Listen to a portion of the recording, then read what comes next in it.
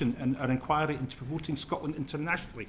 And we're delighted to be joined by an array of ministers from Department of Trade, Scotland Office and Foreign Office. And I'll let the Secretary of State for Scotland introduce himself, his colleagues, and anything by way of a short introductory statement. Secretary of State. Well, thank you, Mr. Chairman and members of the committee, and I welcome Mark Minges to his place in the committee today. And I thank him very much for joining the Scottish Affairs Committee. I'd just like to say that I'm pleased to be making my 8th appearance before the committee in my role as Secretary of State for Scotland. And Mr. Chairman, I would say so soon after my last appearance. Now, also here to help you with your inquiries are my ministerial colleagues from the Foreign, Commonwealth and Development Office, Minister David Rutley, who is the Parliamentary Under-Secretary of State for the Americas and Caribbean, and is also responsible for devolution policy at the FCDO. And Lord Offord of Garville, who is well known to the committee, but along with his responsibilities in the Scotland office, he is now also a Minister for Exports and at the Department for Business and Trade. And he'll be a strong voice for Scotland there. He's going to be taking a strong role in UK exports and ensuring that we help businesses to sell across the world. Mr. Chairman, I wanted to start with a few comments, if I may. As we stated when we wrote to you with our evidence on this inquiry, we welcome this opportunity to set out how the UK government fulfils its role of promoting Scotland internationally. The UK government takes seriously its duties and responsibilities in this respect. My colleagues and I are committed to ensuring that Scotland's interests remain at the heart of our international agenda. And when I was here last month, I spoke briefly about how the UK and Scottish governments are collaborating and working effectively together to promote Scotland's businesses overseas and to also attract inward investment. Despite the sometimes public disagreements or commentary surrounding it, the UK and Scottish governments' working relationship overseas is a positive and a productive one. On trade and investment, including promoting Scottish agriculture, universities, food and drink, and many other areas where Scotland has so much to offer, we can and do work well together. As you acknowledged when I was last here, the recent delegation to the New York Tartan Week was an excellent example of not just UK government departments coming together to promote Scotland, but collaboration with the Scottish government and industry towards a shared goal. I'm pleased that members of your committee were also able to attend Tartan Week and that they were able to witness firsthand the collaboration between the UK and Scottish governments and saw how we want to promote Scotland in one of our most important markets.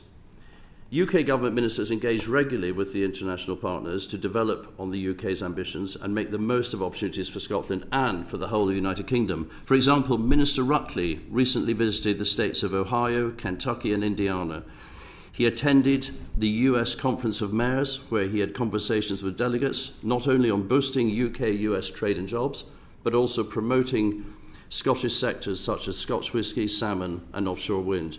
The relationship with the US is critical to the UK's economy, including Scotland. And with more than $1 trillion invested in each other's economies, such visits build on the US-UK trade relationship and help create jobs on both sides of the Atlantic. And Minister Rutley came to Scotland immediately on his return from the US, and in Edinburgh he engaged with the whisky and salmon industries and also the heads of foreign consular missions.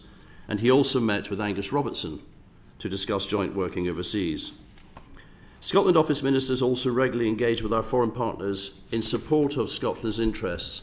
This includes the diplomatic corps in the UK, visiting ministers and delegations from across the globe, and visits overseas to support Scottish trade, investment and culture. A good example of this is Lord Offord's visit to Mumbai, coinciding with the arrival of the UK's carrier strike group. By linking in with our fantastic trade team in India, the GREAT campaign and the Royal Navy, he was able to help showcase innovative Scottish companies and the UK's defence industry. Working with performers from the Royal Edinburgh Military Tattoo and representatives from the Scotch Whisky Association, we brought a real taste of Scotland to this incredibly important market. Chairman, our overseas network has a truly global reach with 280 diplomatic missions, and it's of vital importance in promoting Scotland as a destination for tourism, investment and facilitating Scotland's wider international standing. Our embassies, high commissions and consulates and the excellent DBT trade teams that work with them promote Scotland day in, day out. Scottish Development International, which has a presence in 23 countries, works closely with these teams, and DBT provides local expertise in countries and markets where SDI, Scottish Development International, is not present.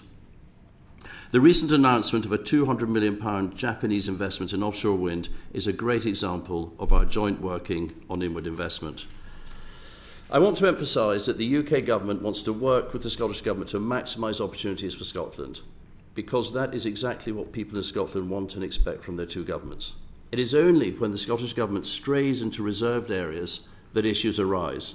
It is clear that international relations are reserved to the UK government, and it is important that we speak with one voice on foreign policy.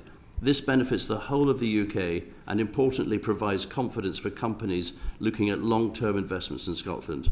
The evidence of our departments provided in the writing to you and what you will hear today will show that Scotland benefits hugely from the scale and reach of our international engagement and influence. Our work internationally promotes and protects the economic interests of Scotland, including by securing foreign investment and helping Scottish businesses expand their export markets. So in conclusion, Mr. Chairman, our departments are working increasingly more closely. We're taking a more coordinated approach.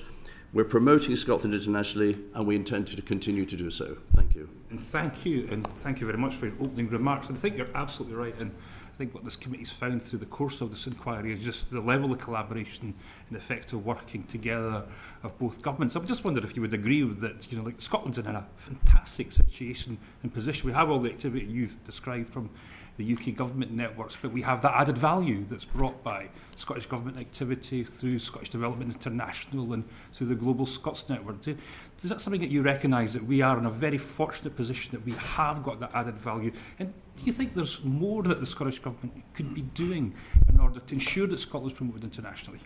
Well, so I think we have a very strong but also unique international brand, and I think that's recognised across the whole world. Scotland, there's a huge diaspora, obviously, but also there's a huge love of things Scottish. Some of it will be romanticism, I've no doubt about it, but the reality is we have a beautiful natural environment. We have fantastic products, not least our Scotch whisky, which, as you know, is a major export for us. Our food and drinks products are exported very successfully around the world. But we also have other things. We have extremely good universities. We have a burgeoning high-tech industries. We are a leader on renewable energy, which is obviously important, and we can sell that, as we did with oil and gas when we sold that expertise around the world. We can lead on selling our renewable energy expertise around the world. And so, you know, and I would say that the UK promotes this brand, if you like, internationally every day in, day out, I think, as I said earlier, because we just have this vast network of missions overseas, the 280 embassies, consulates, high commissions, and that's a huge advantage to Scotland and her, you know, and her trade base as being part of the United Kingdom. I'm just wondering, well, like you mentioned Scotland being unique and distinctive, and I suppose what the Scottish Government can bring is that voice for that distinctiveness and that uniqueness. And you didn't quite answer my question. I didn't think we're trying to evade it, but do you think there's more there for the Scottish Government through its network and agencies could do more to add to that added value? That well, I think there is always more. There is always more that can be done. There is no doubt about that. And all the time, I think we seek to do more. I mean, one of the things we've done, and I'll come back to the Scottish Government question in a minute, because I know the point you're making. You know, we have put more teams for export through DBT into Scotland to help more businesses export. We've got more presence in Queen Elizabeth House to help Scottish trade. And we are always looking at working more with the Scottish Government to promote trade and to promote culture around the world.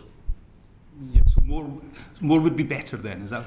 Well, more of in the devolved area, yeah. Which of course is where we might disagree. But but where I touched on this when we last met. But I mean, but yes, I mean more in the areas that are devolved. I don't want to get back into the exchange that we had in the last session, which, no. As you rightly said, was only a couple of weeks ago, and we're grateful to have you back here once again, and with Lord Offord. But you know, I mean, we did have this distinct issue where there did seem to be a falling out, and it seemed to be contrary to everything that we've heard about the collaboration and the working together. What are you doing personally to try and de-escalate that type of relationship? What are you doing to try and improve the situation with Scottish Government colleagues? Well, as I say, we saw this successful Tartan Week, where the Scottish Government, the UK Government, and members of this committee went out and were promoting Scotland in what's a very potentially an even bigger market, but already a big market for us. So that's something we're working with, and we're very keen to work with the Scottish Government on promoting trade and tourism and these areas, the universities I talked about. There's examples of that. But what where I refer to 5 or 6, and there are many more probably examples where we were where the Scottish Government was straying into reserved areas around the Constitution and foreign affairs. And I think that's where, and I know you're alluding to this, but that's where it's important that, and the Foreign Secretary and I agree on this, that we have to draw a line, because we are one United Kingdom, and we have to give people confidence to invest in Scotland. And confidence in investing in Scotland comes from knowing the country they're investing in and feeling confident that of its future, if I can put it that way, business-like certainty. And going abroad and talking about breaking up the United Kingdom does not create certainty. I'm glad we've got somebody from Foreign Office, and it's great to see you, Minister Rutley, and thank you for coming along to help in the South Office inquiry, and for Lord Offord with having DBT and Foreign Office. Because there's one issue, and you can maybe help us out with this. You know this inquiry has just concluded the report, a wide-ranging report on hydrogen, and what we saw. Are you addressing this to me, Chairman? Yes, well, no, Lord Offord was just saying he wanted to come in on to me. Sorry, I just wanted to come in on the last point there about the language, because there doesn't need to be divergent language between Scottish Government and UK Government, because we should be on exactly the same page. Because when you think about it, the Chancellor stood up in autumn and said, what were the 5 growth industries that are going to power this country in the 21st century? They're basically digital, renewable green energy, life sciences, advanced manufacturing, and creative industries. And the point is that in all 5 of those, Scotland has a leading position. So Scotland, therefore, whether it's the Scottish Government, the UK Government, talking about those 5 iconic new industries coming along, we should be speaking the same language, which Scotland has got an incredibly strong position, and that will power Scotland forward within the United Kingdom. Well, just one of the issues, I'm glad you mentioned that, is in hydrogen. And, we just concluded a report on all this, which showed the huge potential we have for exporting internationally on hydrogen. What progress have all of your departments made to ensure that we get that interconnectivity, to ensure that we have that hydrogen exported to the markets that seem to want that product from Scotland? Well, I mean, this is not my specialist area, but my understanding is, are you talking about green hydrogen? Okay. Well, this was the main item. Are you talking about green hydrogen or blue hydrogen? Well, this was the main item that was brought up in a conversation with the Foreign Office and the Cabinet Secretary about interconnectivity when it comes to hydrogen. So I hope you know. Yes, I do. Well, you're talking about the German potential market in Germany. We're talking about interconnectivity and subsea infrastructure that's required in order to ensure that what this committee found in terms of our export potential is met and that this is going to be realised. I'm just wondering where we are following these conversations, because I know this was something that was put to you by the Scottish Government and they're keen to make progress on this. What progress has been made since the meeting 6 months ago with the Cabinet Secretary? So if it's Germany, UK government officials are discussing a formal partnership. So on that point around, if that's the point you're referring to, I'm not sure. Are you talking about international infrastructure? Or? Indeed, yeah, and particularly Germany. But this is something that I believe the Scottish Government have asked again and again. Yes. To ensure is progress. I know Minister Yes, Rutley no, but that is where we're at. Discussions are ongoing, but I mean they are ongoing. We can't talk in detail about those discussions because there's a formal partnership trying to be developed, and it's wrong to cut across negotiations when they're happening. But is activity happening? Yes, it is. What discussions have you had with Scottish Government? I know Minister Rutley was up speaking to the Cabinet Secretary. What progress has been made? This was 6 months ago they raised this. Yeah, and although this is something we want as a priority. In fairness, Chair, I only spoke to him last week. But it was a very good conversation and very collaborative for most of the conversation, for sure. And I respect Angus Robertson. He's a serious politician, was down here, and it continues to be now. So it was a very positive conversation. But as the Secretary of State said, UK government officials are developing a formal partnership with with the German federal government. So that's being worked up. And what I said I would do to Angus when I met him was that I would take a closer interest in that as well. It's not specifically an FCDO matter, but it is of that strategic importance that all of us need to take close interest in it. But as I said, action is being taken. You're right. I know we're going to come back to this at some point. I'm very conscious of the time.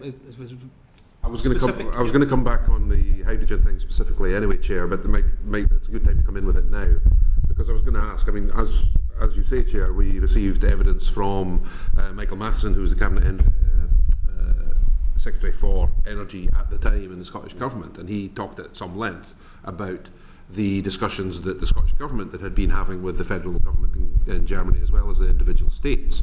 And the question I wanted to ask when I had the chance later, was of the Foreign Office and the Business and Trade Minister specifically, is what discussions had been had with the UK government as part of those discussions, or had the discussions with the UK government come later? Yeah, look, I think it's a huge priority, hydrogen, and a big economic opportunity for the UK, for Scotland, Wales and Northern Ireland. And we expect the UK to have a really exciting role in exporting hydrogen to others, no question about that, and that's what the Chair was alluding to. We're working closely with devolved governments on the UK hydrogen strategy, and we're taking an open and active approach to international collaboration. It is a relatively complex area in the sense that policy around hydrogen is a mix of devolved and reserved competencies. So that's why we do need to keep working closely together, and that's why I come back to the fact the good news is that on that big question about the discussion with Germany, there are ongoing discussions about a formal partnership. I think Lord Offord wants to add. But given that the trade is reserved and international boundaries, cross-border trade in particular, is reserved, I was wondering... Just very quickly, the forum for discussing that is a forum which I sit upon, which is the North Sea Transition Forum. And that meets regularly once a quarter, and that has Scottish government officials as well as ministers, and officials, as well as UK government ministers and officials, and also as the representatives of the industry. So it's a hot topic there, which is covered in that forum. Given that a good outing, thanks for that. Wendy Chamberlain. Thank you very much, Chair, and thanks everybody for being here today. What we've heard in terms of evidence, and indeed what we've had from the UK government in terms of written evidence, is a lot of good work going on. And indeed, looking at the written evidence, I think it's the least we would expect in terms of the UK government and its role in relation to Scotland. But what we have also heard in evidence is a potential tendency that we default to the sort of very traditional views of Scotland, that sometimes requests come in quite a last minute, and where it's good, it's very good, but it tends to be very good because frankly, there are Scottish people in embassies, for example, who have knowledge of what the traditional dates are, etc. What I want to understand is there a specific UK government strategy and objectives around promoting Scotland internationally? So the answer is yes. We use our extensive network of the 280 missions I referred to promote the UK, and we want to promote Scotland as part of that on the international stage. We know that that's a huge asset for Scotland. We know we have people who have Scotland in their brief, if you like, for what opportunities may arise.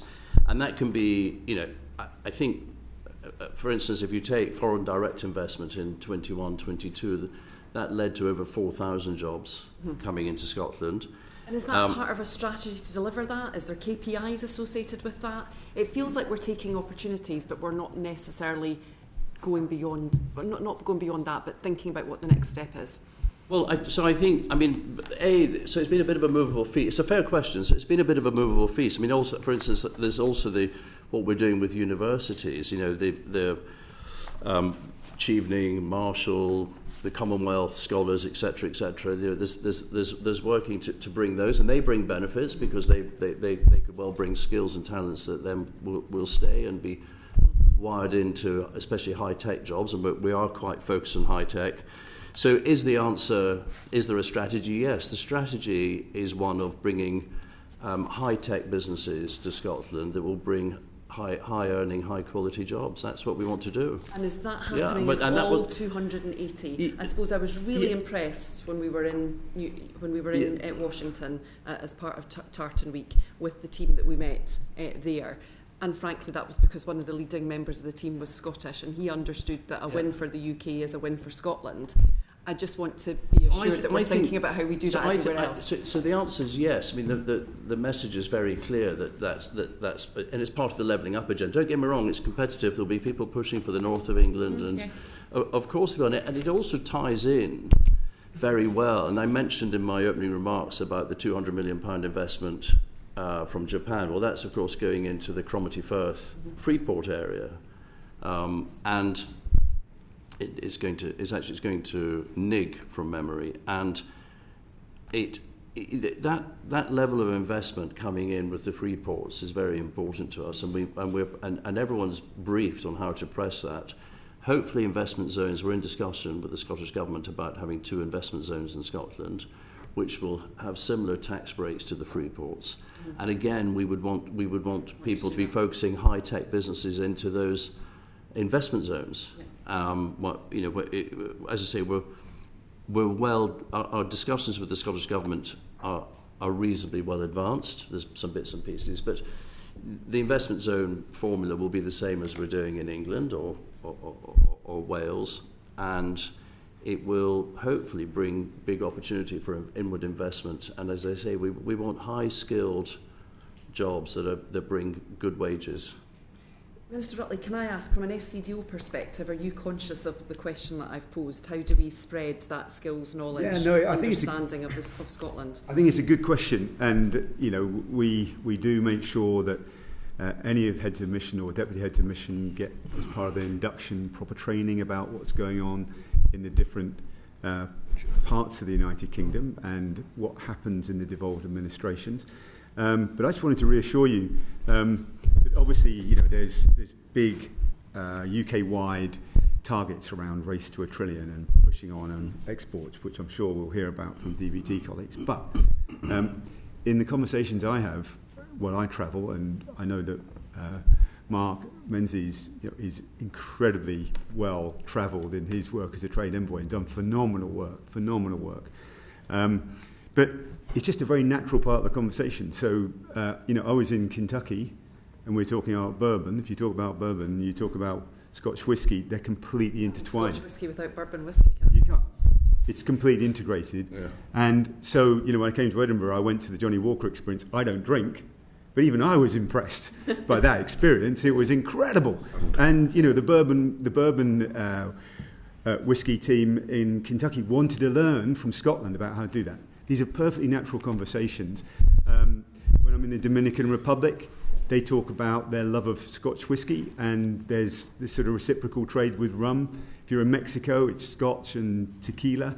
And then someone who doesn't drink, you're very well versed. Well, don't forget, I used to be the food minister at DEFRA, and so I've been on all the tours to all the distilleries, but never had the satisfaction of enjoying a tipple. But the process is unbelievable, and the artisan and craft nature of it all is amazing. But look, that's a kind of traditional view. But now with wind turbines, I'm having the same conversations about that in northeast Brazil. I was in Costa Rica a few weeks ago. They're absolutely keen to diversify their energy. So it's a perfectly is helping you open the door. Is that what you're saying? Absolutely. But what I'm trying to say is, it's part of a strategy, but it's part of a very natural conversation, because what Scotland is doing in key exports, whether it's the traditional whisky and salmon or the new transition in energy with wind turbines, is industry leading, and everybody wants to know about it. It's just a perfectly natural conversation to have, which we do every time, pretty much, I'm overseas. Fantastic. Very conscious of time, but just very briefly, Lord Orford, do you see your joint role from an International Trade in Scotland office perspective as actually going to capture a lot of the issues that I've raised? Yes, I think it's a lot easier than you think. Okay. Because wherever you go in the world, you find Scots. Wherever you go in the Foreign Commonwealth Office, you find Scots. Wherever you go in the Department of Business and Trade, you find Scots. Okay? And so it's not difficult. It's a very easy conversation, whether you're in India, whether you're in Beijing, wherever you might be, you'll find a Scottish contingent. Just in the last 3 months, we've been in Bangkok at TIFEX for food and drink. We've been in Singapore We've been in Brazil to talk about our strengths in precision medicine. We've been in San Francisco with Photonics West, all Scottish companies. Strategy rather than a reactive response. Well, it's a bit of pull through. Okay. Because the Scottish teams want to talk in Brazil want to talk about Scottish products, don't they?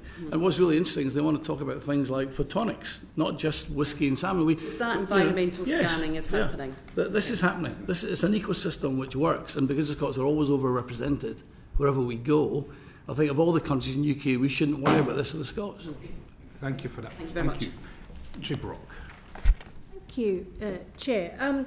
Yes, I wanted to ask some quick questions, but first I'd like a quick overview, if I can, from Minister Rutley and from Secretary of State, please, about how Scottish interests are represented in your departments in relation to international work. Well, from our perspective, we've got, as we've said, 280 missions overseas in 180 countries, and one figure that we haven't shouted out too much, but 17,000 people working around in the UK and around the world to promote UK interests, which obviously includes Scotland.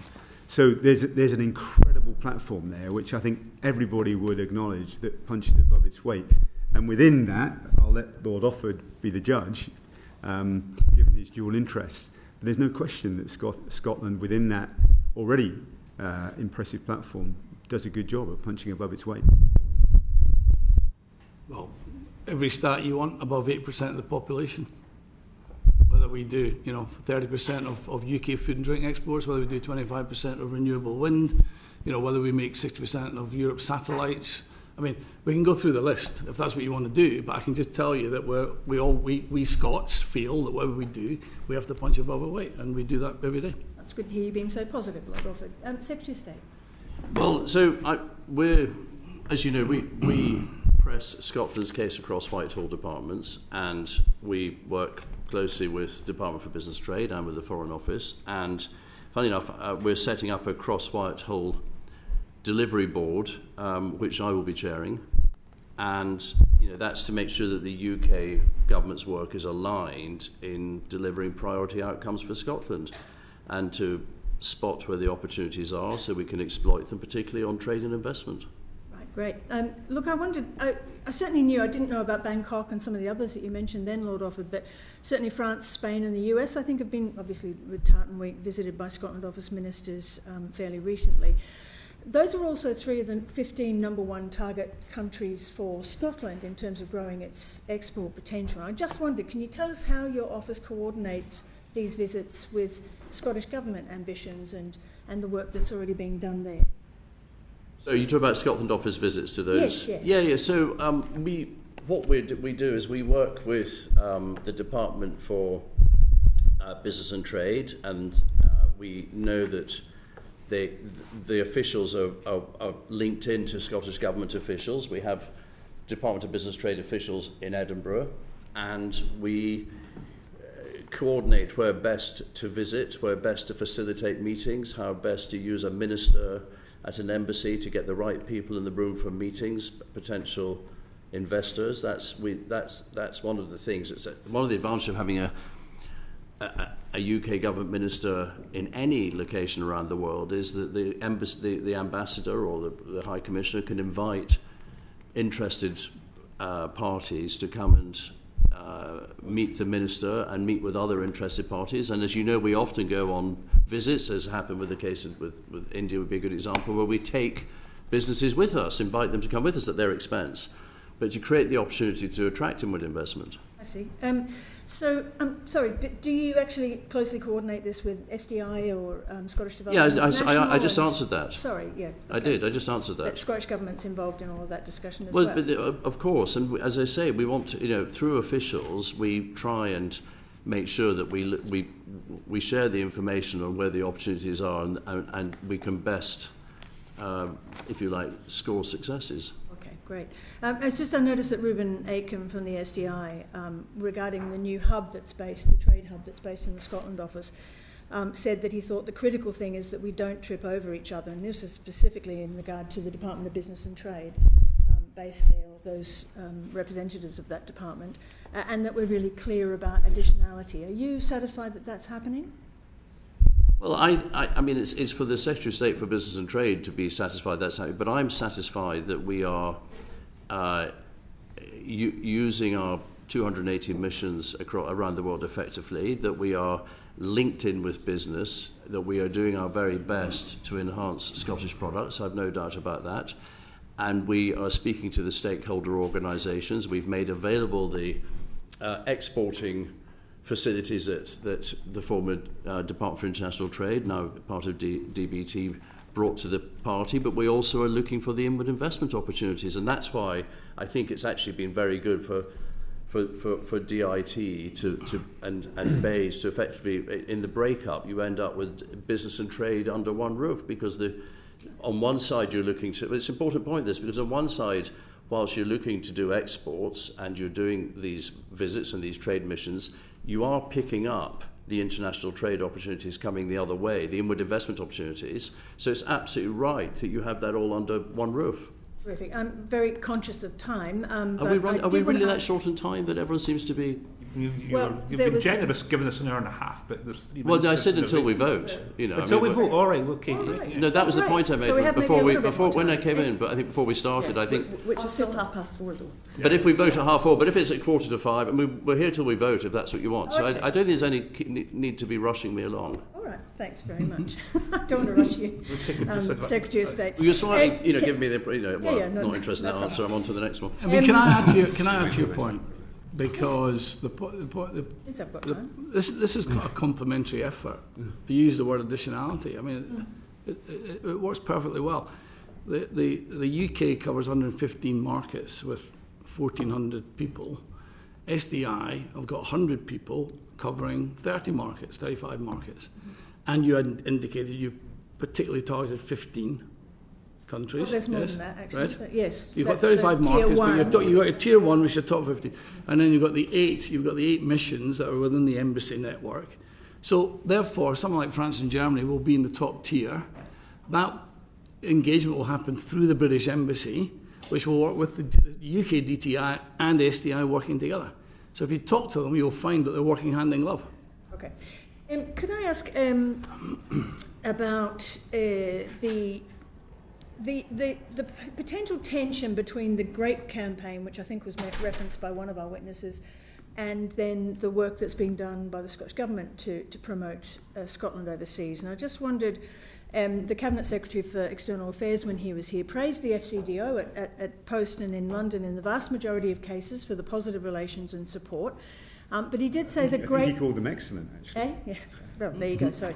But he did say the GREAT campaign sometimes contains no visibility for the Brand Scotland campaigns that promote Scotland. How would you answer that, Minister?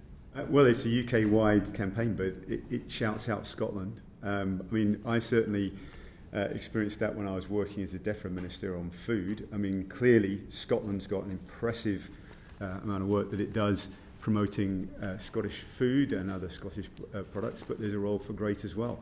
I think that GREAT does a good job in promoting outdoors in the UK, and Scotland, from my perspective, is supreme in that space.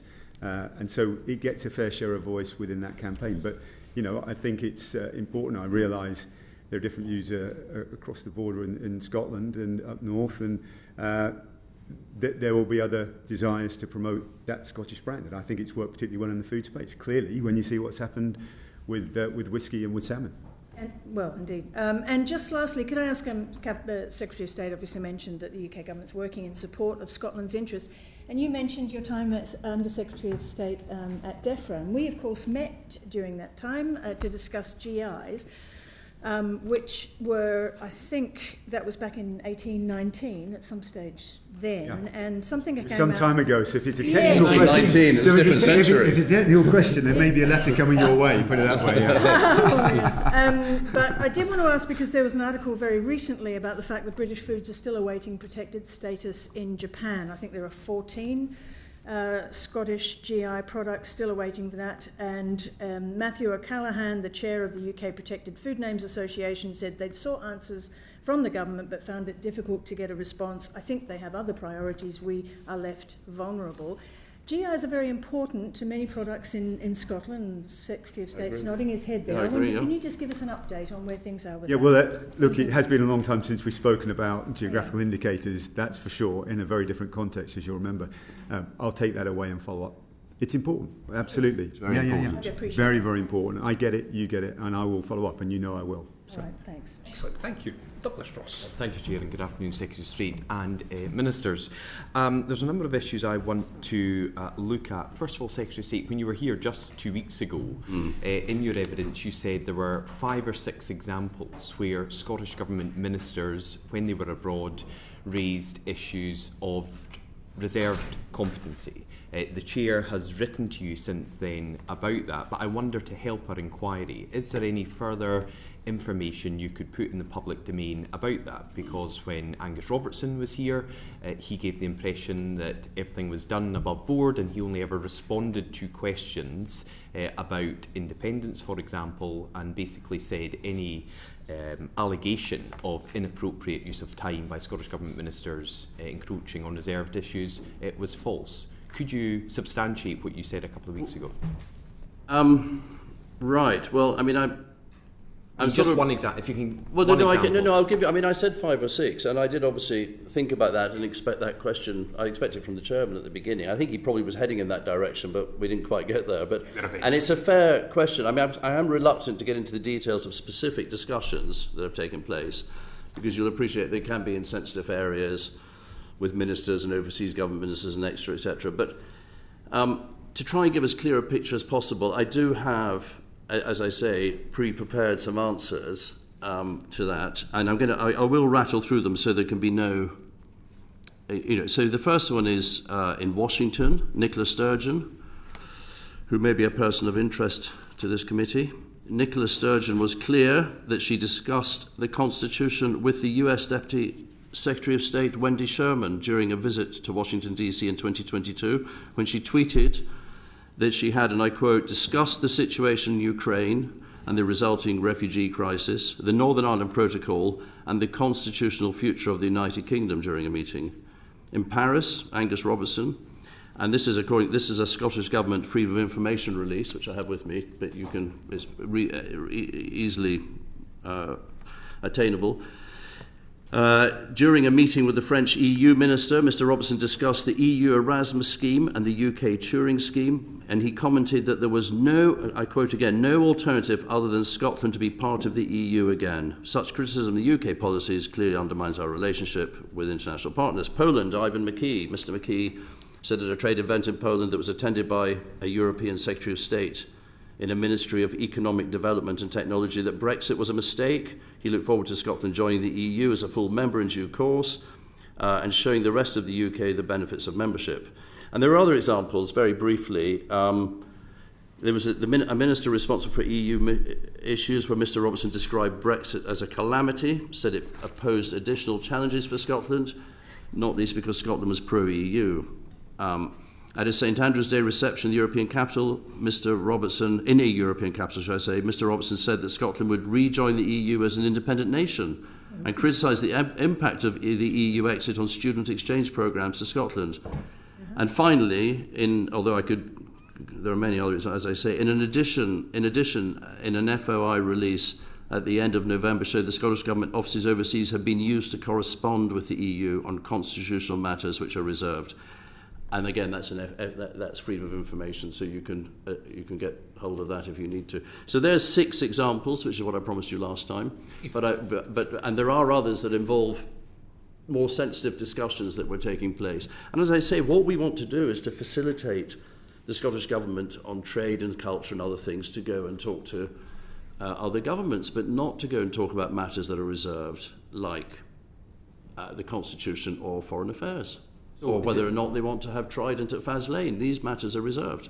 Is it fair to say these examples that you shared with us today and the others that you can't for understandable sensitivity reasons are the basis for the work you have done with the Foreign Secretary to make it clear to embassies and high commissions around the world that there is a place for Scottish Government ministers and officials to go out and promote, as you say, trade in Scotland, but not these other issues that are clearly reserved to the UK Parliament? Yes, and it's also the case, and consuls of foreign countries have made this point to me directly, that they find it uncomfortable when the Scottish Government ministers raise separation, independence, or other foreign affairs issues with constitutional foreign affairs with them, because they would no more want, if the French consul, the Spanish consul or ambassador would no more want to have to organise a meeting or expect to organise a meeting for, say, the separatists in Catalonia or Corsica with UK government ministers, nor would they expect us to meet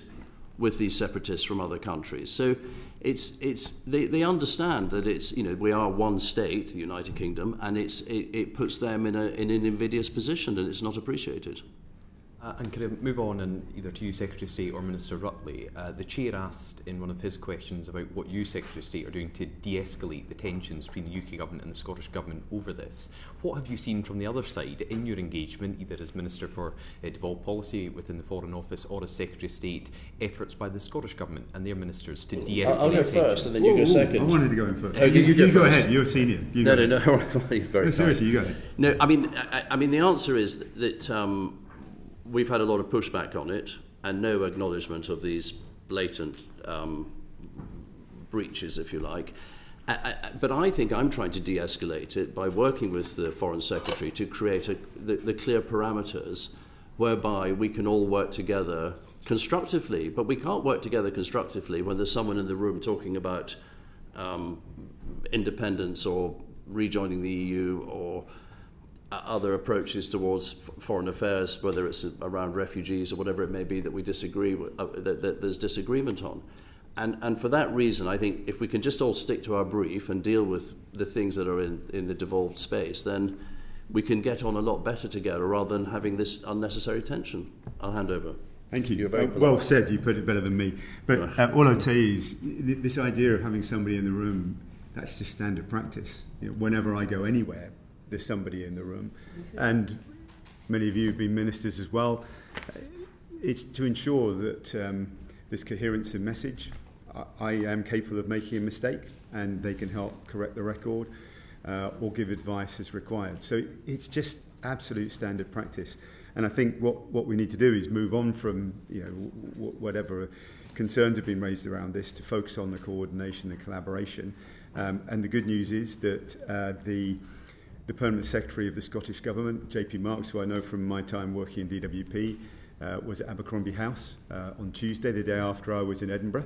I understand he spoke to the FCDO team there, and that went very well. He's down in London this week, I think on Wednesday, but certainly this week, to talk at our leadership conference as well. So this engagement is deep-rooted anyway, but we're making sure that at the most senior level there's proper engagement too. So hopefully that will be reassuring to the committee as well. I think that's a very positive development. Just a final point, since we're not on the time limit anymore. You've all spoken about less traditional elements of Scotland's trade and exports, yet a lot of the advertising by both the Scottish Government and the UK Government still has the similar themes of tartan, whisky and shortbread. And obviously as MP for Murray, I'm very happy about that. Yeah. But what more are we doing to promote our trade away from these traditional elements of Scotland and what people internationally believe is all Scotland's about, when there's so much more? So the three Scottish companies that are in the campaign Made in the UK, Sold Abroad, or sold to the world, are fintech, satellite manufacturing and electric fire engine manufacturing, which you wouldn't necessarily think of as being tartan and shortbread. You also wouldn't put that on a poster. Right? Well, it was a pretty good poster. Well, I mean, the whole idea of satellites, well, I mean, when we say that 2/3 of the jobs our kids are going to do are not yet invented, well, here's one. It's called space. Where is it based? In Shetland. Right? There's a massive opportunity coming down the line. And the fact that Glasgow has a company that makes 2/3 of Europe's satellites, people don't know about, but we have to spread the message.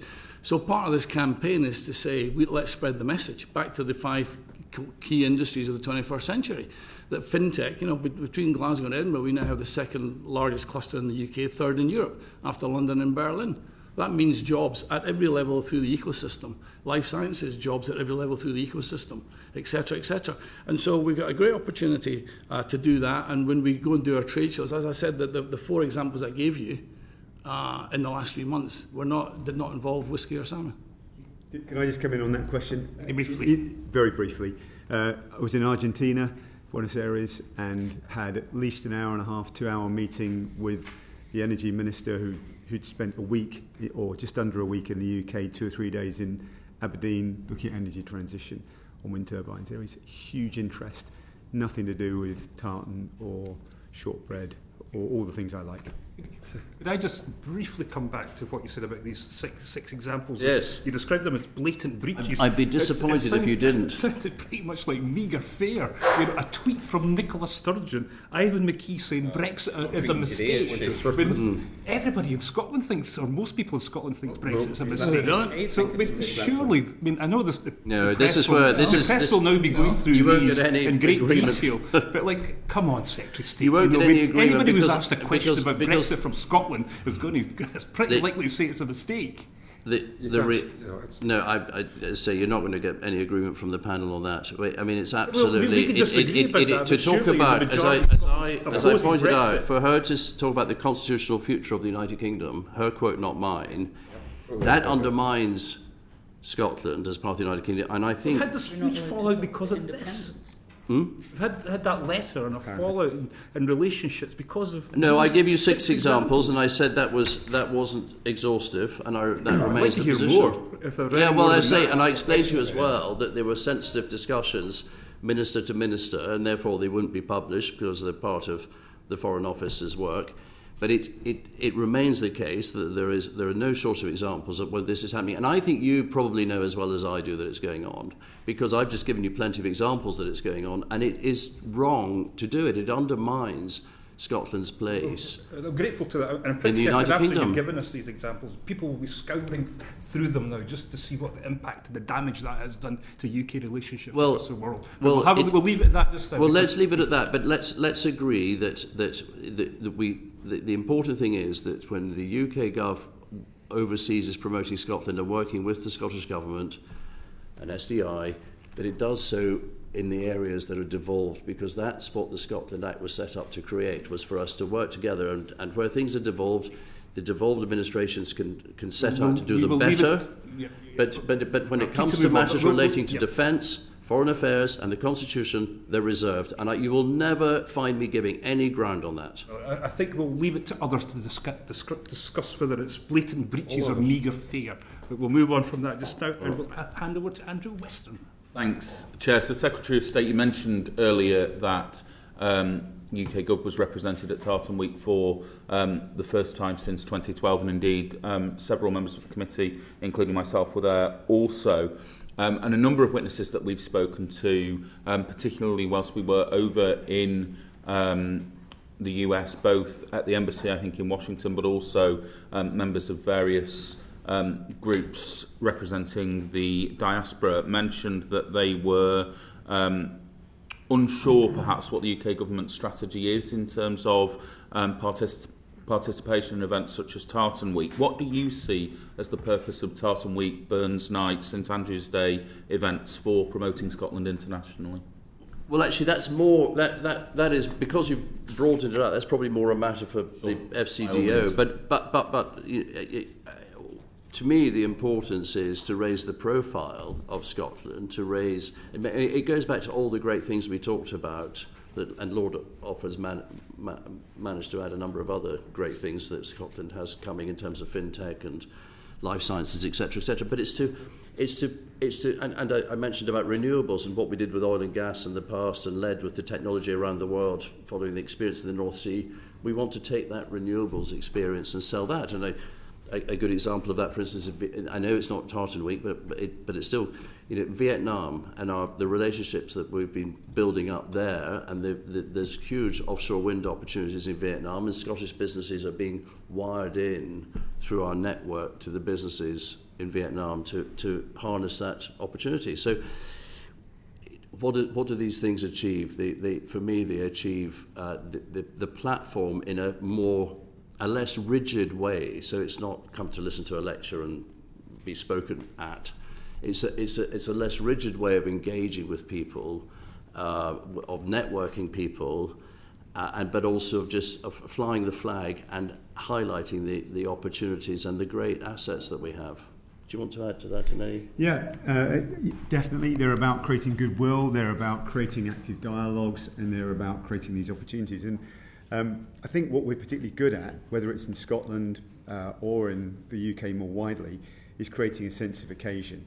And these sense of occasions, these moments in time, are really important opportunities to help people understand who we are as people and the values that we stand for. And the coronation, I think, was a seminal moment in time where, for a moment there, for over a week or so, the spotlight of the world was on the United Kingdom and on the King. And I think that's helped him now to move forward with his period as King and as monarch.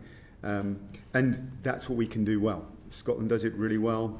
You think of some amazing moments in time there in Scotland itself, the Edinburgh Festivals, for example, and we do it more widely. And we can do it in country. And we've got centuries of experience of doing this within the FCDO footprint. I've seen it myself. You've seen it when you've been on these events.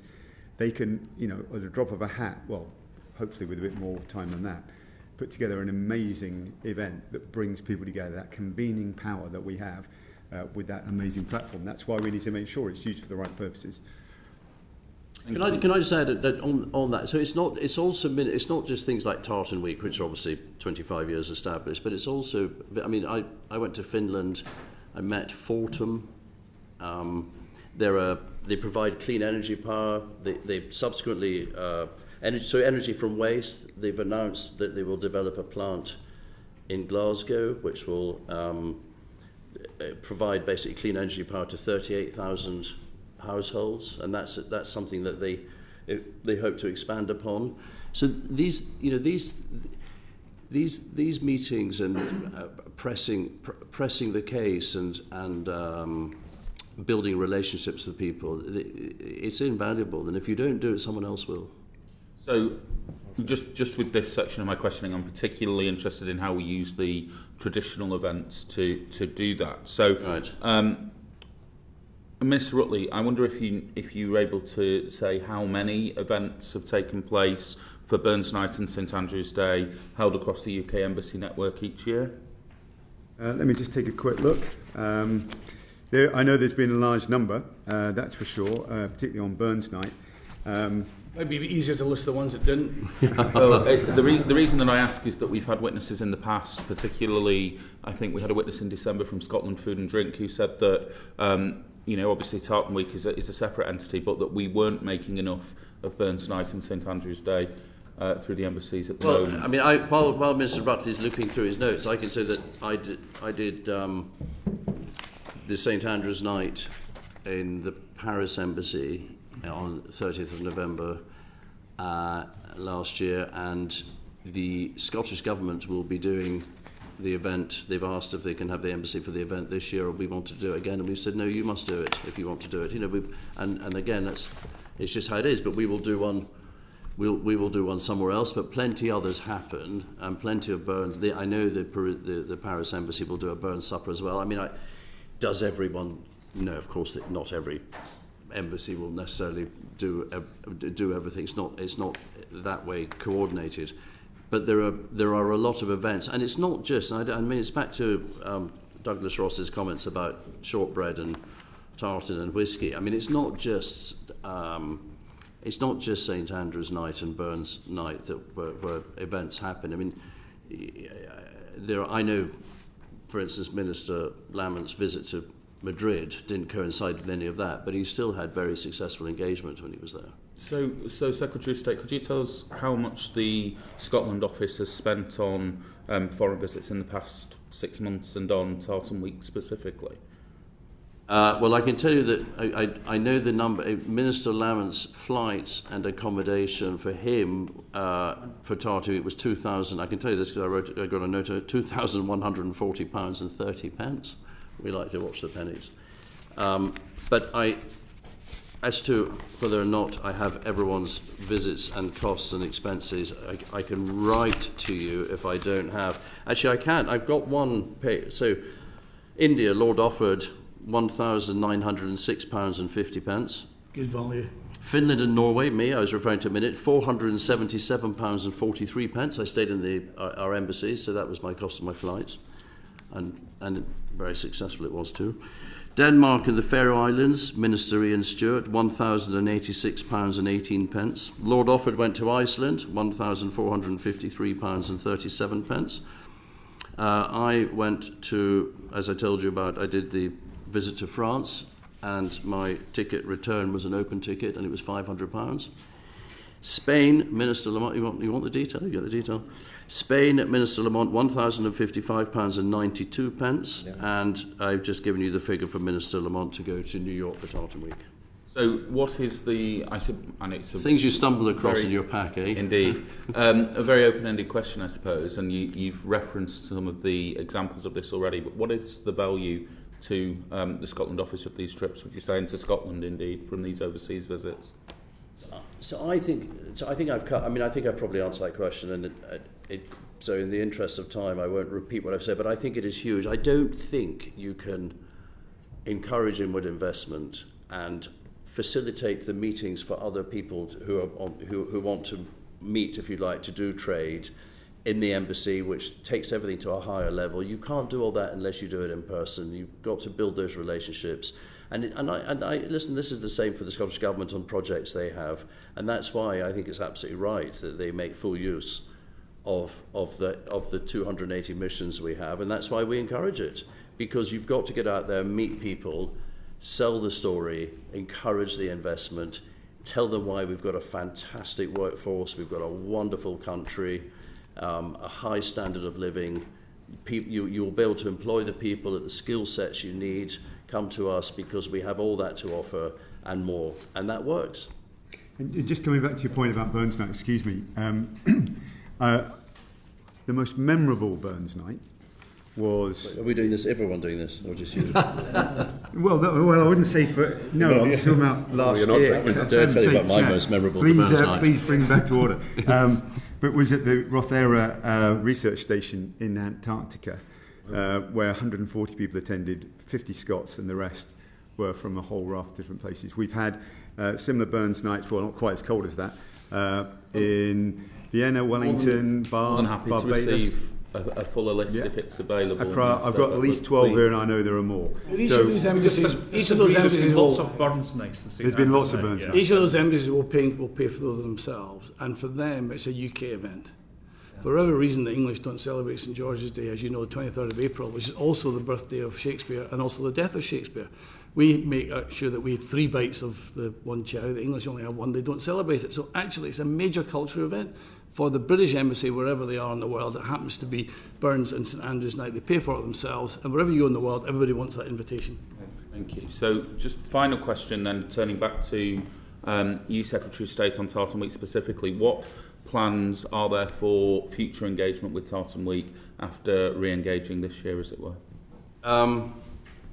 Do we plan to return? Yes. Are we in discussions? Yes. The British Consulate General will tell you he led a 4-day event effectively showcasing culture, promoting tourism, engaging with businesses and the diaspora groups. So all of that was happening, sort of celebrating Scotland and promoting Scotland. It has been deemed by SDI and the Scottish Government and the UK Government to have been a great success, a collaborative success, and we fully intend to do it again next year. Thank you. Thank you ever so much for that. To our newest member, Mark Menzies. It's my big debut, Chair. I think we're going with Mingies, aren't we? We'll go with Mingus if you want. I mentioned at the start, Secretary of State, that I'm one of the Prime Minister's trade envoys. I have been since 2017. So just ask any questions, so there's complete transparency with that. But we've got the goal of getting to exports of 1 trillion annually by 2030. Do we have any indication as to what proportion we expect exports to the drive from Scotland to make up that number? Maybe Lord Offord. Yeah. So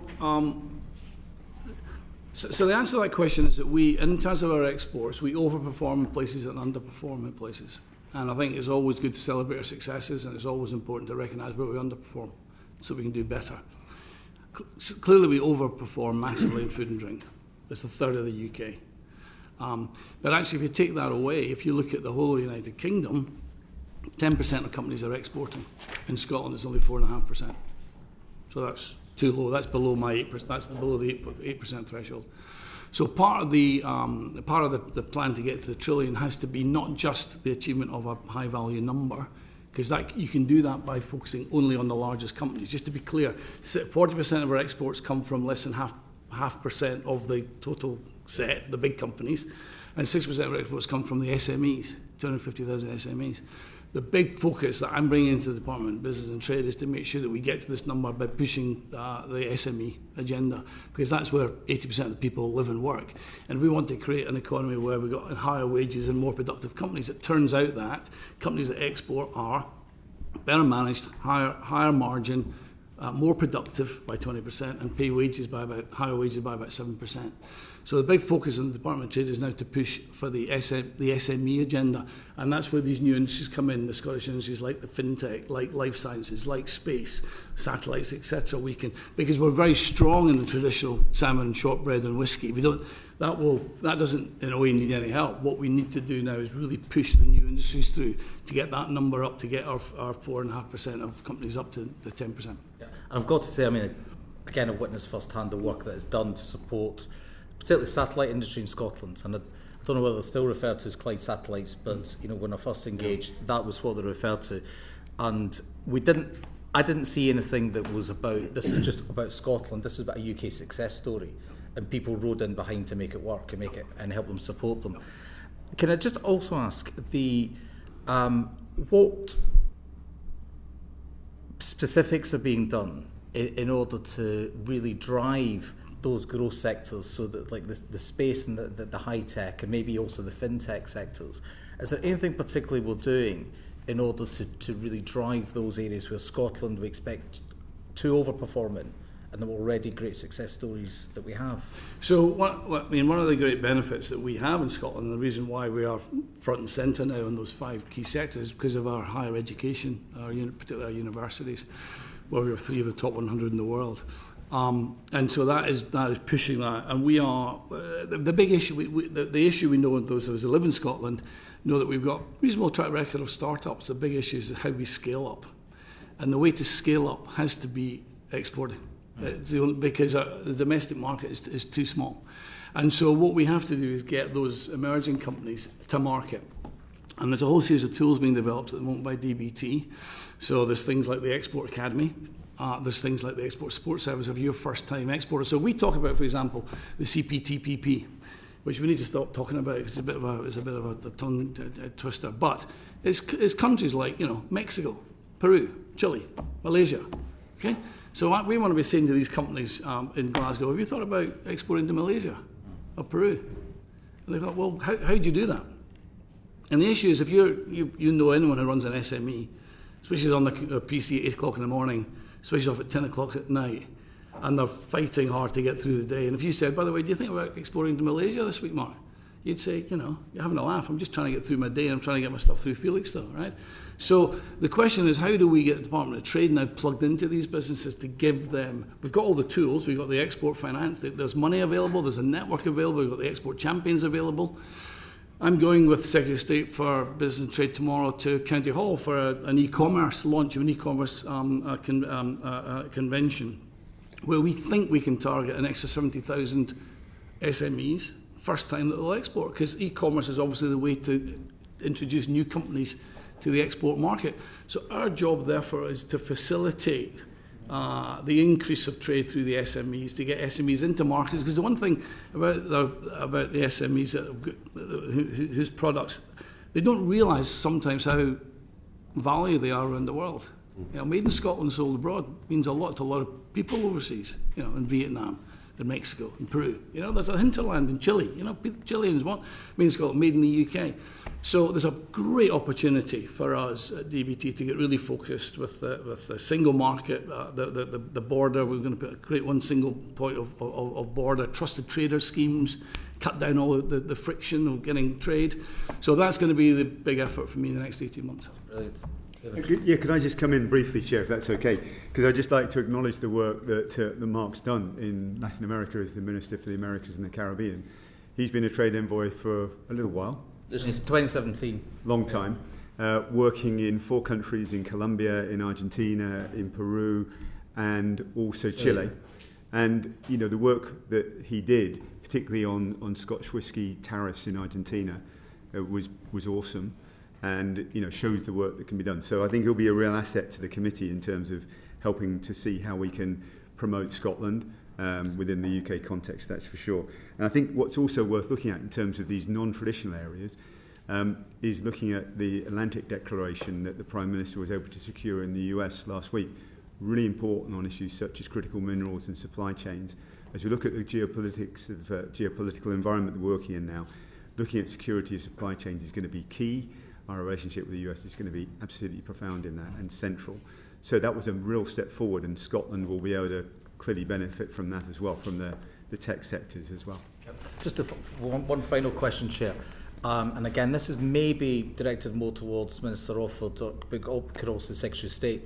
Foreign direct investment is the other side of the export coin, that ability to attract high quality jobs into Scotland. We've touched on, you know, Japan and, you know, offshore wind and so on. Again, from personal experience, I look at Group of the Bonds investment. It was 2018 into Glasgow, East End of Glasgow, bought a company called Soapworks, a lot of jobs, and they use that now as their export hub, design and export hub, pretty much globally. What else are we doing in order to attract, you know, those types of companies into Scotland to showcase what Scotland has to offer as a place to invest in, to do business, and often then to re-export from? Well, there's a minister in the Department of Business and Trade whose actually sole responsibility is inward investment, and they are. I've met the team that work behind him, and they're trawling continually on where the opportunities are for exports. And what's interesting is that Scotland keeps coming up, because we've still got the brains there and the innovation there and the problem-solving skills there that the rest of the world wants. So they're completely agnostic as to where they go. So when they trawled on when that particular team trawled through and worked out there was a big case for the renewables and the Sumitomo thing, the first thing they did was work with the Scottish Government and UK. It was a complete joint effort, and say we've got an opportunity. The £200 million Japanese investment in NIG. So the point is that this is being done. I've met the team that's doing that. They're mining away, and where it's relevant to Scotland, they'll come straight to Scottish Government and UK Government, Scottish DBT, and push that through. So we can always do more, but we've got a great, we've got a great hinterland to build on. Thank you. Just for colleagues who joined us later, the order I have is for David's going to be next, and then it's going to be Philippa Whitford, and then Sally Ann. So David Duckett.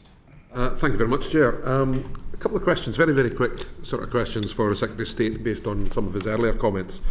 Secretary of State, I think you said in your introduction comments about, and a lot of people have mentioned how there's a lot more to Scotland than just the tartan and the shortbread and the whisky and the salmon. I must say other fish are available.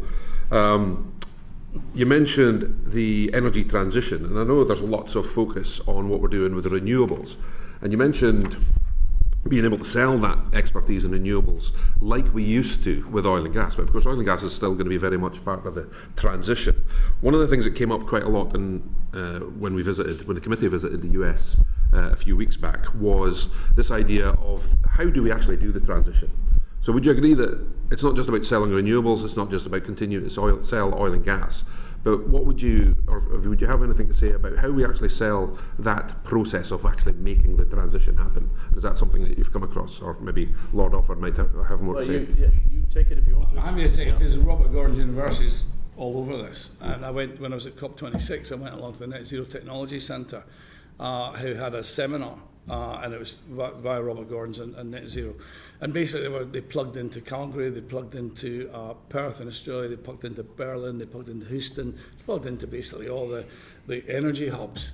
And they were leading a discussion on transition, how you get transition led by Scottish Voices, Scottish University, North Sea capability, very much with the feeling that the capability we have there is what's required for the rest of the world, and that's what they want to buy. When we look at our our future exports, the trillion, what we're going to find is our services are going to go higher than our goods, because obviously it reflects our domestic economy. We're very much more a service economy. What the world wants to buy is our expertise and our ideas and our thinking on big subjects like this. And oil and gas is right at the top there. Transition energy, etc. Okay, thanks for that. That'll be music to your ears. That pretty much confirmed my suspicions, shall we say. And actually, again, following on from that, Minister Rutley, you mentioned the various different states that you've been in making, well, I guess, signing memorandums of understanding on, rather than an actual US-wide trade deal. We're kind of doing that state by state. But I was wondering if Maine had been on your radar at all, because specifically during our visit with the Congresswoman for Maine, in our visit, she was very, very interested to learn more, specifically about offshore wind, because that's something they want to look at there. I was just wondering if that was on your radar. It's a very good point. We don't have an MOU with Maine. We do have 4 MOUs in 4 different states: Indiana, North Carolina, South Carolina, and I'll wait for inspiration on the other one. Right. And we've got 4 more active dialogues going on with Texas, with California, and with Utah, and with Colorado. So they're good. As far as Maine goes, I do seem to remember having a conversation with one of the governors in New England. Can't be 100% sure it was in Maine when I went to the governors' conference in January. And there's no question in New England they're absolutely interested in offshore wind. But it's not just there, to be honest. I was meeting with the mayor of Cleveland last week in Ohio. They're really interested in offshore wind on the Great Lakes. So there's just a huge amount of opportunity for Scottish businesses and Scottish expertise in those areas. Absolutely. I think I got some divine inspiration just before you did on the memorandums of understandings that you already have for Oklahoma, Indiana, North Carolina, and South Carolina. Send my apologies to Oklahoma. Absolutely. But the main line of question I wanted to ask was on the Trade and Investment Hub based in Edinburgh. And I was fortunate enough to have been in the Scotland office when that was launched, myself and Graham Stewart, who was the Exports Minister at the time. So it took 2 of us to be involved in that launch. So it's good to see Lord Offord sort of filling both roles. And I was reminded, Douglas Ross and I was comparing notes, because we've both been ministers in the Scotland office, but unfortunately during COVID, so we weren't able to go so far away as some of our colleagues. But what are the priorities for that hub, and what responsibilities does the Trade and Investment Hub in Edinburgh have in supporting Scottish-based companies in not only accessing export opportunities, but also helping those companies that could be exporting access the export support from the UK government? So that is what that's what they're positioned to do. There's 13 of them now in position. We've already talked about the fact that SDI runs very well and runs very well in conjunction with the UK government. And we've also got a set of industries that are actually very good at this, whether it's the salmon, the shortbread and the whiskey, etc. Where the focus now has to be is back to that number that we need to double the number of companies that are exporting in Scotland. That needs to be the immediate target, and that therefore is about getting the tools to them, and that's going to be the whole focus now. Of if you're a first-time exporter, how do you go about doing it? What's the 3 things you want to know when you export? Number 1, who do I know in the country that I can trust? I need someone to talk to, because misery loves company, right? So who can I talk to that's been down this road before? Number 2. How can I get a trusted network of, how do I get a distributor or customers that I know I can do business with? And number 3, how am I going to pay for my working capital? Because it's quite expensive for me to think about going to Malaysia for the first time, right? So the fact is we've got the tools on all of that. We've got the Export Support Service to get you connected to the network. We've got the 1,400 staff and 200 embassies, missions across the world that can connect you to the right people. We've got UK Export Finance. We've got trusted trader schemes. We've got it all set up. Now we've got to just find a way of making that accessible, joined up, and communicate with a target of doubling the SMEs. The tools are there. We've now got the team in the ground, and there hopefully more often. So we'll get on with it. Okay. And how many staff are based in Edinburgh in the trade? 13. Trade hub. 13. 13. So how does that compare with other hubs around the country? I mean, it's actually 30% more than we expected. The hub in Edinburgh was going to have 10 full-time staff. It's got 13. Very good. Because we're very ambitious. And we heard earlier about the concerns raised by the Scottish Development International SDI about, I think the expression was tripping over each other. But in my experience, and again, when we launched the hub a couple of years ago now, there was lots of excitement from SDI who attended that launch, and they were looking forward to that extra support and extra horsepower, I guess.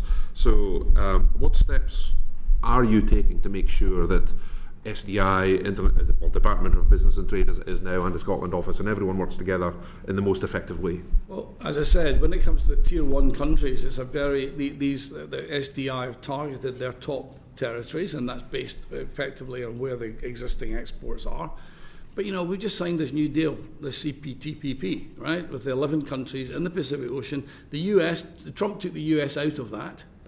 And the Americans can't believe that we've come in and we've basically got their place at the top table. This is the fastest growing middle-class consumer group in the world. They want to buy goods made in Scotland, right?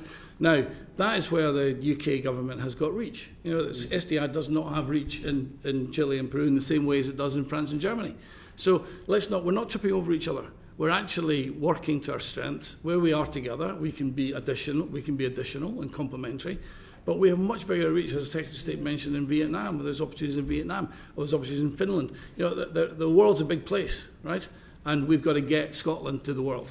You mentioned, Lord Offer, there that these countries that are in the CPTPP arrangement are amongst the fastest growing middle classes. Yep. And presumably this is precisely the kind of markets that want to grow into importing or consuming precisely the kind of, particularly in the food and drink sector, but also cashmere, lambswool, other products that come from Scotland. But you also need to think about services. Yeah. It's not just, they don't want to just eat salmon and drink whiskey. These are middle class professional jobs. They're now working as lawyers, accountants, consultants. They want to be in the energy transition business in their own country. They want to be able to get up the curve so that they can be compliant to their net zero requirements. They want to come to our country, to come to university and get educated and go back. There's a huge amount of influence that we can have through selling our services to these countries who are hungry for what we have. Just very finally, the last question. I'm right in saying it's the largest free trade zone in the world. Is it $9 trillion worth? Yeah. And growing. Difficult to imagine the numbers. Yeah. But the final question was, and at the risk of opening up the debate from earlier, again, going back to the US trip that this committee went on and other experience I've had overseas, when people overseas talk about Scottish produce, Scottish services, whatever it is, the question whether or not Scotland is part of the United Kingdom or not never really seems to come into it. The Scottish brand is the Scottish brand, regardless. Does that align with your experience? Trade doesn't recognise borders. Trade doesn't recognise ideally borders. People want to buy and sell. They don't think about where's it come from. Generic. Oh, it comes from Scotland, part of the UK. No, I'm not going to buy that. If Scotland was independent, I'd buy that. But no. Like I said, I've never come across that. But have any of you guys come across that idea of somehow the Scotland brand would be better if only it wasn't part of that pesky UK? I mean, as I said in my opening answers to the chairman, the Scottish brand is held in high esteem across the world as things stand. I mean, that's just a fact. I mean, you can't get away from it. I think that could be described as a leading question, David, but no, I haven't found that. Yeah. Okay. Yeah. Okay. We know where you're going with that. Nobody's found it, so we'll move on. Thank you. Dr. Philippa Whitford. Thank you very much, Chair. In actual fact, from many of our witnesses, including Angus Robertson and the SDI, we heard that the working relationships both with DBT and embassy staff were actually really good, contrary to the narrative that's being put forward. And Angus Robertson had said he'd always been accompanied. And indeed, I'm sure those of us who've been on foreign trips will have been the same.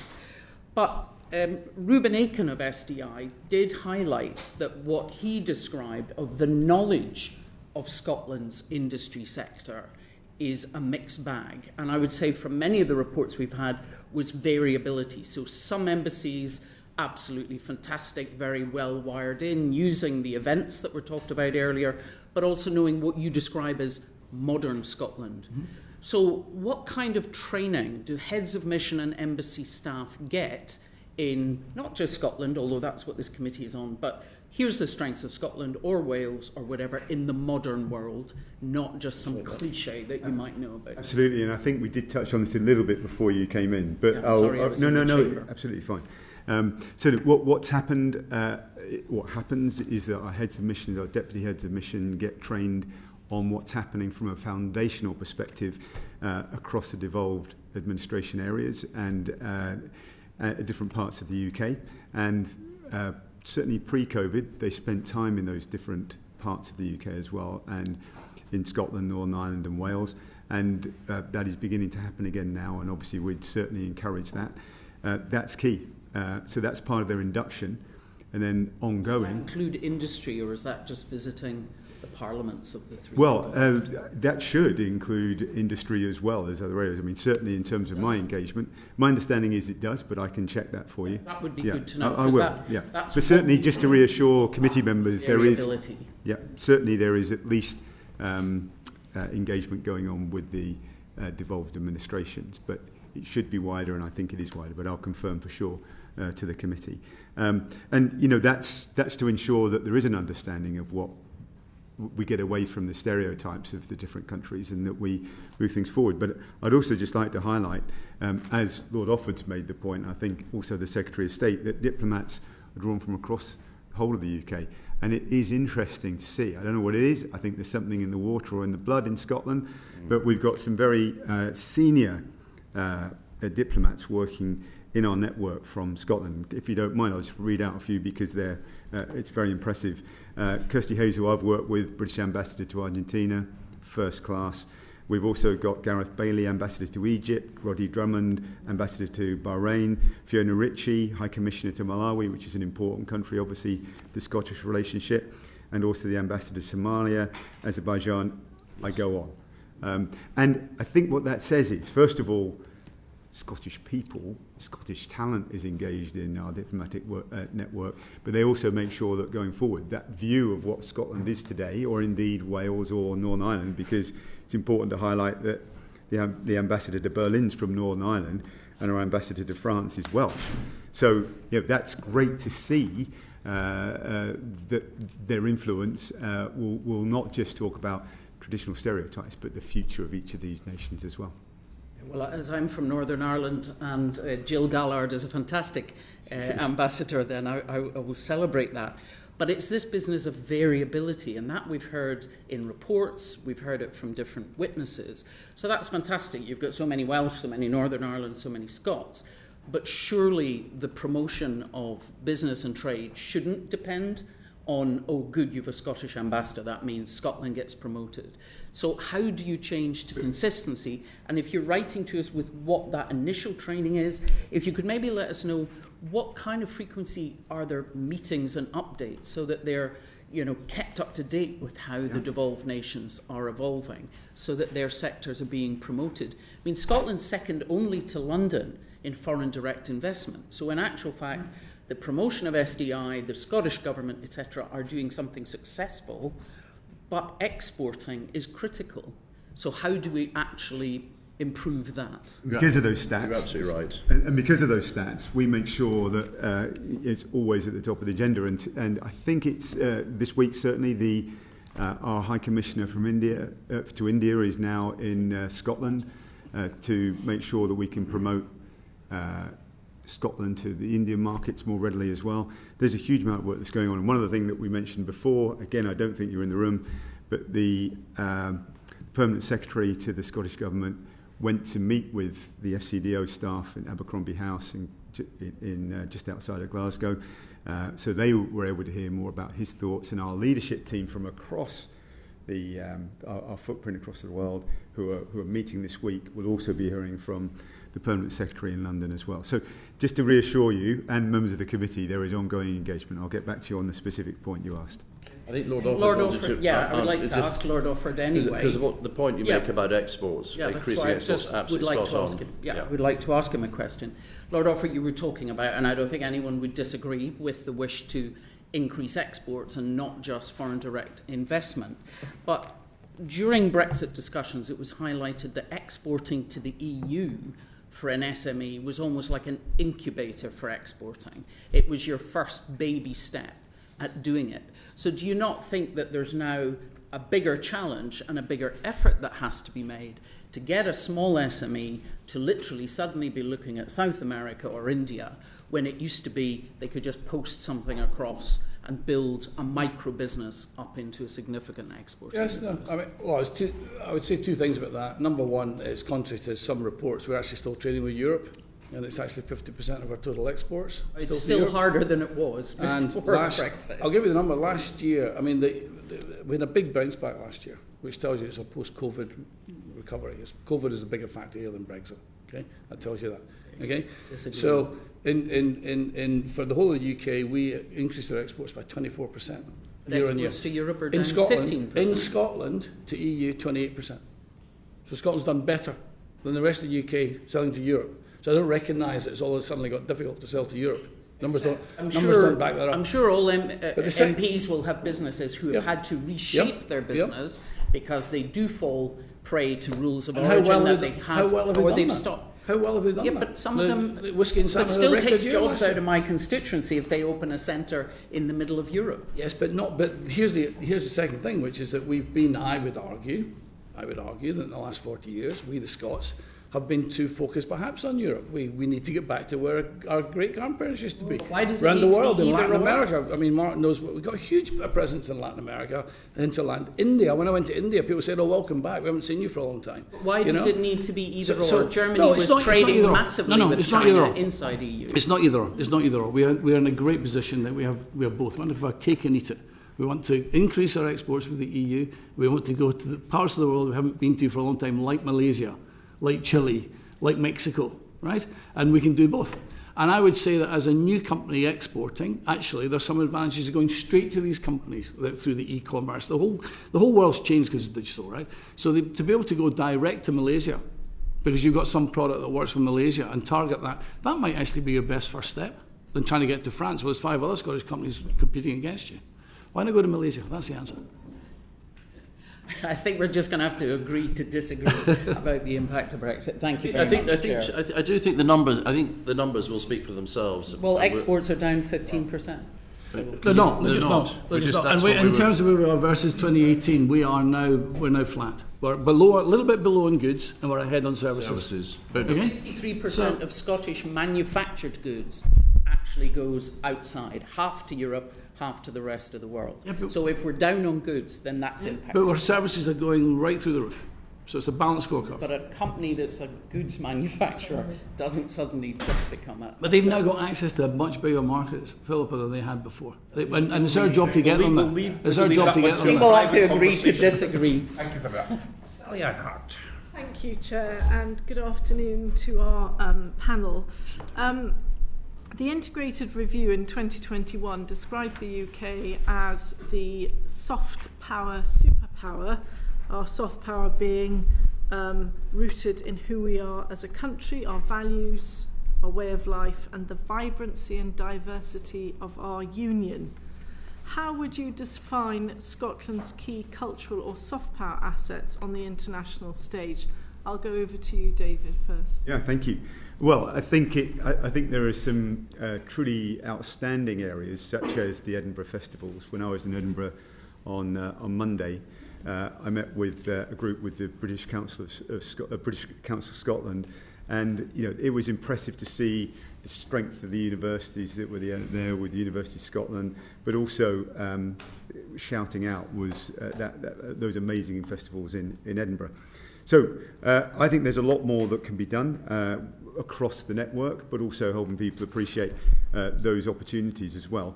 I just want to pause a little bit on what Lord Offord said, and this probably resonates well with Mark. And I would also pray help from the committee, if you don't mind. We've now got, over the next year, or in some countries too, an opportunity to celebrate 200 years of our relationship with Latin America. And when you look at those historic links with the UK, but also with Scotland, it is quite extraordinary. I was in Ascension railway station, no longer used as a railway station in Paraguay a few weeks ago, celebrating 170 years of UK relations with Paraguay. It was quite a moving occasion, I have to say. That station, does anybody know where it was built? Glasgow. I was going to say Glasgow. Brick by brick and transported across. The amount of goodwill on those historic links are incredible. Then when you go to Argentina and you ask about their enthusiasm for football, well, it's pretty clear. Yeah, it was Alexander Watson Hutton, humble school teacher, who brought football to Argentina. And look what they've done with it. They've taught Scots, English, Welsh and Northern Ireland a little bit about how to play with a round ball. There are some extraordinary links. So I think we've got some great soft power assets. I think we can go further with them. And I would pray support particularly for our Latin American relationships, where they're particularly strong, where I think it's fair to say that our trade penetration is lower than it should be. Yes. And I think that's an extraordinary area to focus on over the next couple of years, where Scottish links in those countries will be incredibly important, and their love for whisky and a whole raft of other things, and their curiosity about wind and fintech as well, for example. Alistair. Well, I mean, I don't think there's much I can add to that other than my experience of South America is that the trout and the rivers down there came from Loch Leven, and they've done jolly well on the back of it. Yeah. But listen, it's very clear that our soft power stretches across the whole world. I don't think I can add very much to what Minister Rutley has said.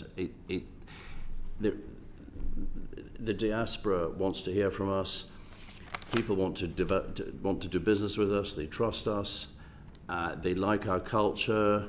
They like our history, and they know that we're straight talkers and straight people to deal with, and that counts for a lot when you're doing business. That counts for a lot.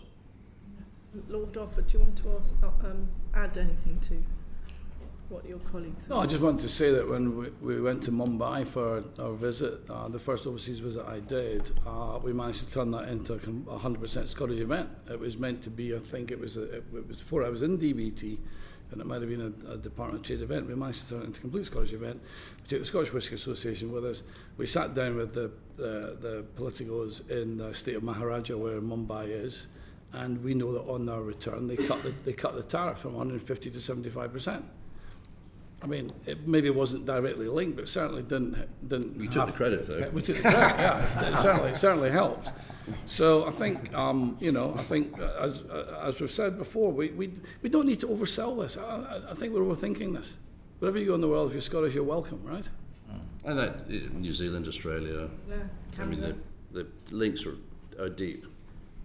We've got an opportunity, I think, to re-engage with that. I think the trade thing is the great thing here. Is that trade is trade. People, doing business is doing business, and that means for an island nation, rising prosperity. The more we can sell internationally to people who want our goods, the better we can get people upskilled in our country, get people into good jobs, getting into more productive jobs, and especially helping our bottom 20% of our population who are unskilled. We've got to get our arms around them and help them on the journey and get them on this wave, selling to the world. Quite right. Just looking at America, because I know some of our colleagues went to America quite recently to find out more about the Scottish diaspora. The British Council told us that it no longer has an office in the USA, which for some reason I found quite surprising, but I don't know why. So how does the embassy in the US, or I don't know how many there are in the US, but how does it ensure that the Scottish interests previously a responsibility of the British Council are still represented in the US, Minister? Yeah, we've got a number of government offices in the US, and we've also got a large number of consul generals as well. So when I was on my last trip a week ago, before going to Edinburgh, I was with the consul general from Chicago, who covers 14 states and has a deep engagement with all of those states at a state level and a city level, and increasingly in a rural level. I was out meeting farmers in Indiana So what we're trying to do across the UK, which is directly relevant for Scotland as well, is not just having a strong relationship with the US, but an increasingly wider and deeper one as well. I think we made some good progress with the Atlantic Declaration last week. I mean, that was really important. But we're also working at a state level, and as David talked about, we've got those 4 MOUs in place already, and there's going to be a whole load more. So that's the way that we're working primarily, is through our consul generals and their outward promotion of what's going on. But there is lots of active interest, not just from FCDO ministers like me, but from DBT ministers, energy ministers. You know, I can't understate how important that relationship is with the US from a trade perspective in particular. Just throw out a few statistics, which I know Lord Offord could do the same. We have $1 trillion invested in the US. The US has $1 trillion invested in the UK. Every day, 1.2 million Americans go to work for British companies in the US, and 1.5 million Brits go to work for US companies over here. There's 280 billion of trade every year between our two countries. And in an uncertain world, that relationship is going to be pivotal to all that we do. And I just want to reassure you that we have, you know, not just relationships in DC where they're amazingly strong, in the Beltway, but we're going beyond the Beltway, as other committee members will know, with very deep engagement across the states as well. Thank you. Secretary of State. I don't think I can add very much to that. I think that covers the question. I mean, I know I'm conscious of time because we're going to vote in 8 minutes. So, but I don't think I can really add very much to what the Minister said. Okay. I could repeat it if you like. No, I'll go on to the next question.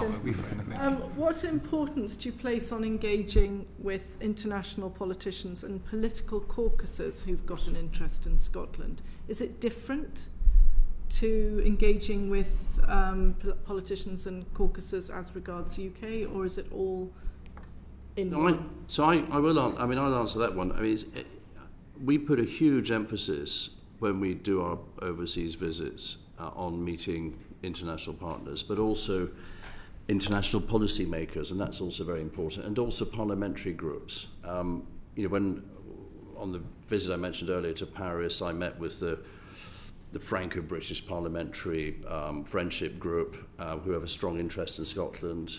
There were other Scottish-linked groups that we met. Obviously, there's a large Church of Scotland group in Paris, and on it went. So you try and facilitate everyone, but it's important you meet those parliamentary friendship groups. And I know that Minister Lamont, when he went to Madrid recently, did exactly the same and met the main political parties as well, which was important.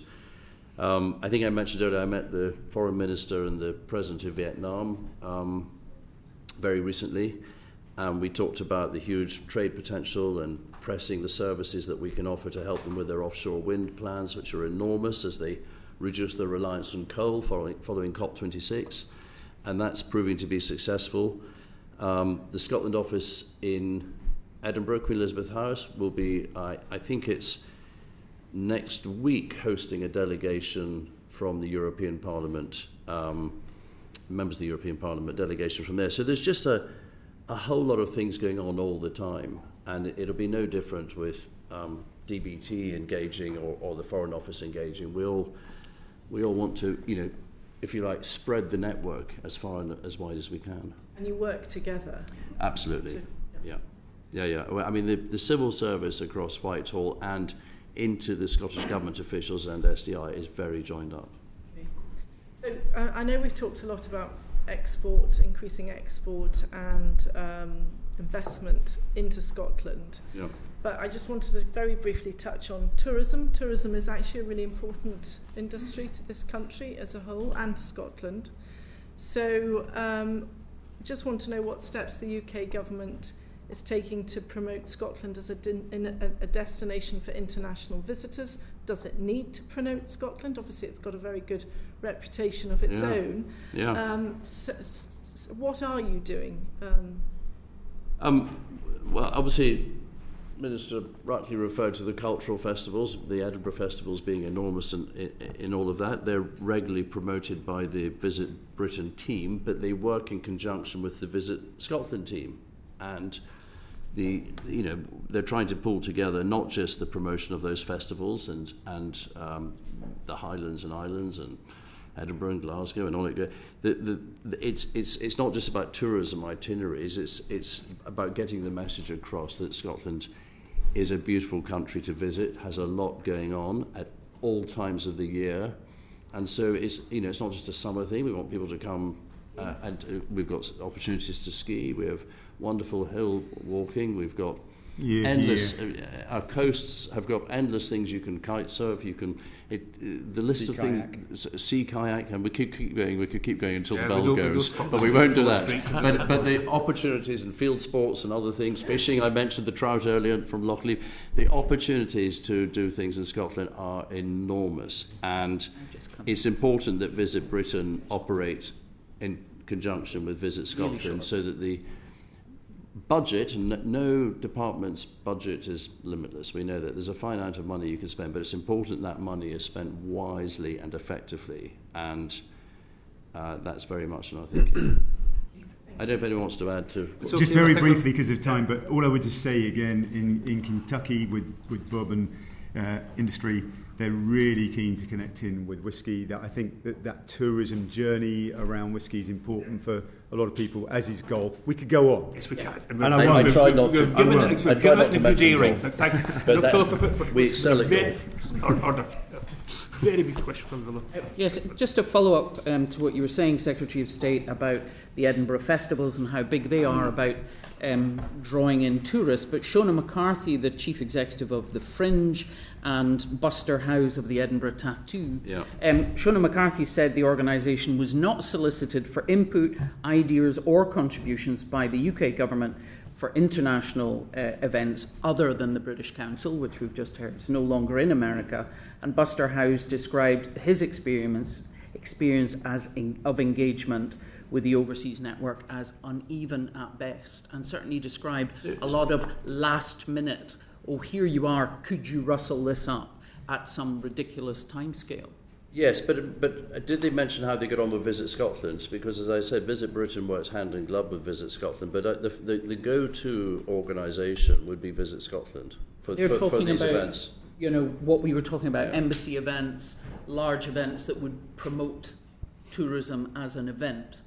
They were not being consulted in how to promote. The Edinburgh military tattoo was part of the trip to India. And they mentioned how last minute it was. Well, visits are often, because of the nature of the country you're visiting and what they can achieve. I mean, my experience with all of these visits is that the agenda is being thrown together, towards closer than you would necessarily like. That was an opportunity we spotted at short notice to bring them in. But we offered them the opportunity and they grabbed it. If not, someone else would have taken it. That's the nature of these things, is what I would say. The last minutes available to us, one of the important parts of this inquiry was how the diaspora is related to and works for us.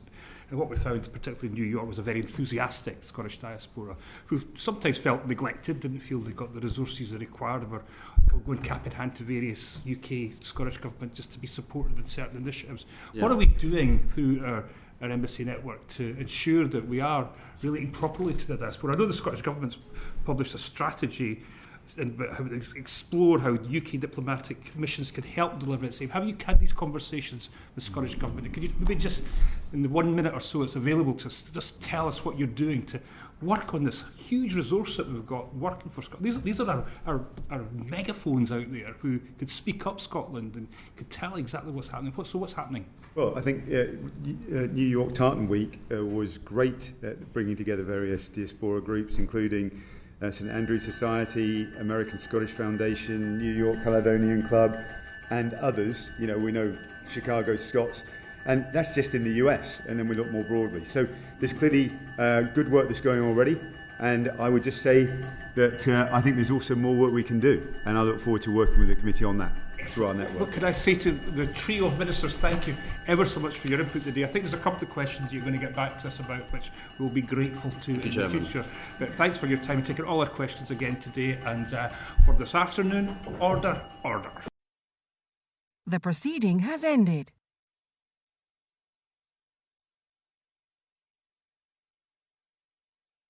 The proceeding has ended.